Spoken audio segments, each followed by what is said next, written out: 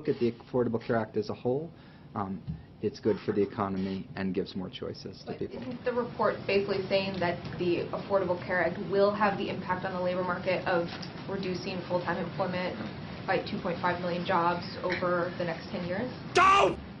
The report finds that there will be less, that workers will choose to supply less labor, correct? It describes that as a choice. Again, it's not that the businesses are cutting those jobs. If you're losing that many jobs, and I'm really just trying to understand this here, if you're losing that many jobs, regardless of why you're losing them, doesn't that have some kind of negative impact on the economy? Don't! Two things. One, just a small picky thing. It doesn't say losing jobs. It says FTEs, so to some degree this might be somebody who used to work 60 hours because they needed health insurance and that was the only job that offered it, and now they can get a different job at 35 hours that doesn't offer health insurance, but they're getting it through this, and they're switching from one to the other, and that's a better choice for that person, and this has given them that option that they didn't used to have. As I said, you wouldn't judge whether Social Security and Medicare are good or bad based on what they do to labor supply. No surprise here, seeing as Obamacare was written by insurance companies and other insiders, and it was specifically designed to kill jobs as a mechanism to help push their product on you. And of course, the idiots that have already locked into the Obamacare system have seen their premiums skyrocket.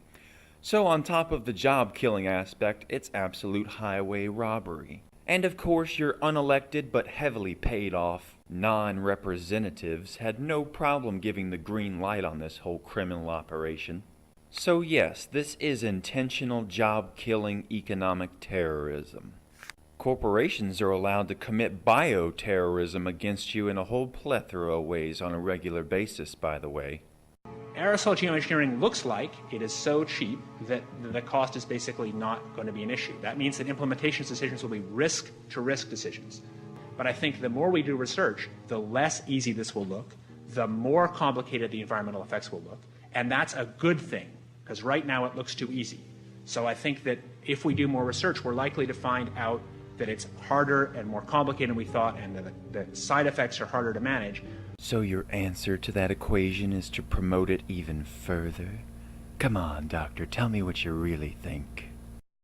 And by the way, it's not really a moral hazard, it's more like free riding on our grandkids. And by the way, it's not really a moral hazard, it's more like free riding on our grandkids. Free riding on our grandkids. Oh, isn't that cute? Yes, go on, spray all the little rats in this big experiment of yours. It's not like they'll see it coming. They'll be too busy playing their Xbox and their PlayStations. You've got it all figured out, don't you?